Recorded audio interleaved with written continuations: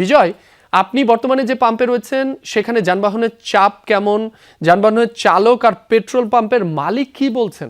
আমি এখন এই মুহূর্তে যে পাম্পে রাব্বি রয়েছি সেই পাম্পে গ্যাস তেল দুইটাই দেওয়া হয়, কিন্তু তেলের যে আসলে সরবরাহ কর্তৃপক্ষ যেটি বলছে যে তারা যেই পরিমাণ আসলে সরবরাহ পাওয়ার কথা ছিল সেই পরিমাণ নাকি তারা তেলের সরবরাহ পাচ্ছে না। ড্রিঙ্কও এখন রিয়াল ফ্রুট পাল্প ও নাটে চেলি সহ নতুন প্যাকে নতুন স্বাদে।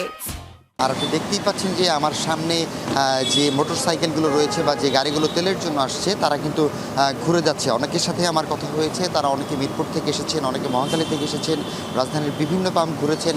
তাদের যেটি অভিযোগ যে অনেক পাম্পেই তেল থাকা সত্ত্বেও তেল দেওয়া হয়নি। আবার অনেক পাম্প কর্তৃপক্ষ যারা রয়েছেন তারা যেটি দাবি করছেন, তারা মূলত যেটি বলছেন যে আজকে সকাল থেকে কিছুক্ষণ তেল দেওয়ার পরে বাড়তি চাপ থাকায় তেল শেষ হয়ে যায় এবং পরবর্তী থেকে তারা তেল দিতে পারে না। তারা একটি পরীক্ষার মাধ্যমে আমাদেরকে দেখানোর চেষ্টা করেছে যে তাদের কাছে আসলে তেল নেই, যেহেতু সাধারণ জনগণ যারা আছে তারা অনেকেই আসলে বুঝতেও পারছে না বা বুঝতে চাচ্ছে না যে তেল পাম্পে আছে কি নেই।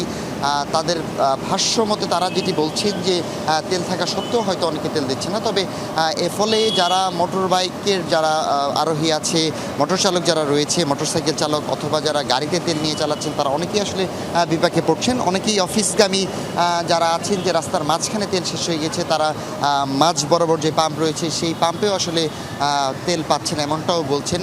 তবে গতকালকের একটি সরকারের তথ্য মতে আমরা যেটি জানি, বিজ্ঞপ্তির মাধ্যমে জানানো হয়েছে যে মোটরসাইকেলে প্রতিদিন 2 লিটারের বেশি তেল নিতে পারবে না, একটি সময়সীমা সাথে পরিমাণও নির্ধারণ করে দেওয়া হয়েছে। এবং প্রাইভেট কার যেগুলো রয়েছে, ব্যক্তিগত গাড়ি, সেই গাড়িগুলোতে 10 লিটারের বেশি তেল তারা আসলে নিতে পারবে না। এবং এসইউবি অর্থাৎ যে সকল গাড়ি মাইক্রোবাস যে সকল গাড়ি রয়েছে সেই গাড়িগুলো কিন্তু আসলে 20 থেকে 25 লিটারের বেশি তেল নিতে পারবে না। এরকম সময়সীমার পাশাপাশি কিন্তু আসলে তাদের যে গাড়ির তেলের যে পরিমাণ সেটিও নির্ধারণ করে দেওয়া হয়েছে। তবে রাজধানীর বিভিন্ন পাম্প ঘুরে যেটি দেখা গেছে যে তারা অনেকেই আসলে ভোগান্তিতে পড়ছেন, যারা তেল পাচ্ছেন না এবং কিছু পাম্প তেল দিচ্ছে, কিছু পাম্প তেল নেই এমনটি অভিযোগ করে আসলে তেল দিচ্ছে না। রাব্বি।